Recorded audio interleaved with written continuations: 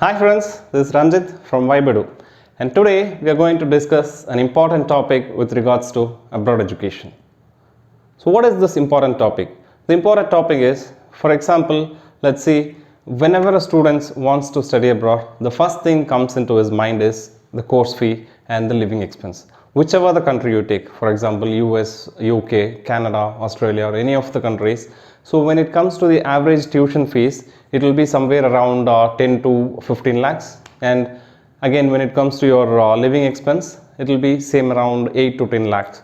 So the average cost for 1 year to study abroad will be somewhere around 20 to 25 lakhs.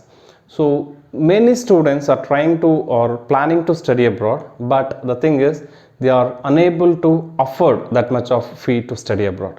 So we are going to see what are the solutions available to overcome this financial constraint. Scholarships. Yes, today we are going to discuss about the scholarships available for students who wants to study abroad.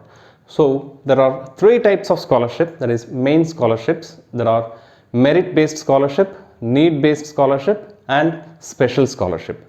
So we'll discuss this in detail.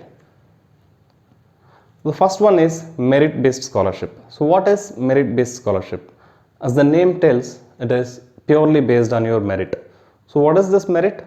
Merit is not only your academic score. You have to be very good in your academic, but it not only depends on your academic score. Then what are the other criteria? That is, the second thing is your co-curricular activities. So what comes under this co-curricular activities? So co-curricular activities is something related to your studies. That is, if you have presented a paper in your undergraduate or when you're studying in a school, then this comes into account. Or for example, we can say if you are a working profession, if you have experience letter, a very good company, if you're working in a very like a top company, and if you have experience letter of that company, and this comes into your account. And there are many co-curricular activities. If you have published a paper, this comes into your co-curricular activities. And on third criteria we have, that is your test score. So what is this test score? So test score in the sense, for example, if you want to study or higher studies in UK or US or Canada, you should take a language test, that is IELTS or PTE or TOEFL. Then you should have a very good score in these kind of tests. And if you want to do your masters in UK or Canada, you should take your GRE, or for management studies you should take your GMAT. So if you have very good scores in these examinations, this will be counted for merit based scholarship. So for merit based scholarship, have three main criteria.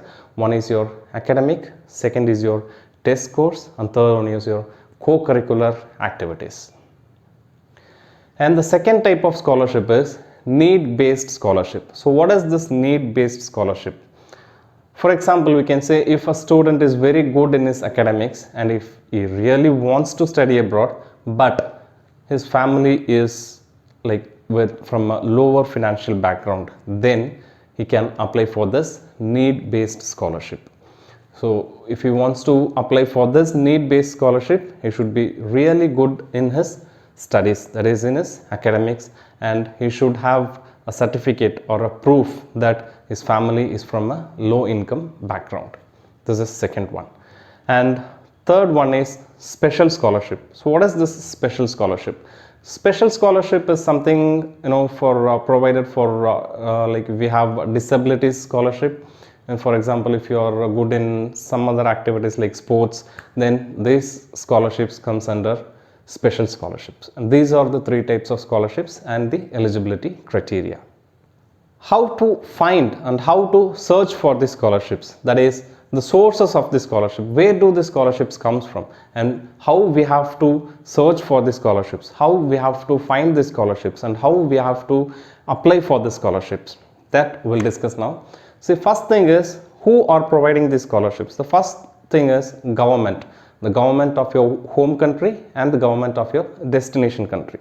They will be providing some scholarships to you. And second one is we have universities. So if you are applying for a particular university for a particular course, that university itself will be providing some scholarships to you. So you have to find scholarships provided by your university.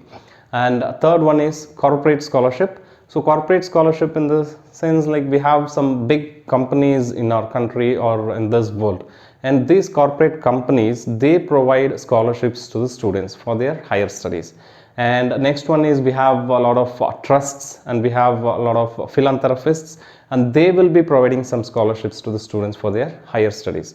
So based on this, we have to search for the scholarships, and we have to look for the eligibility criteria and which are the scholarships we are eligible to apply for, and then we have to apply for the scholarships. If you have any doubts with regards to the scholarships for abroad education, you can connect with Vibedu. We will be here to help you. Please don't forget to subscribe our channel. Thank you for watching.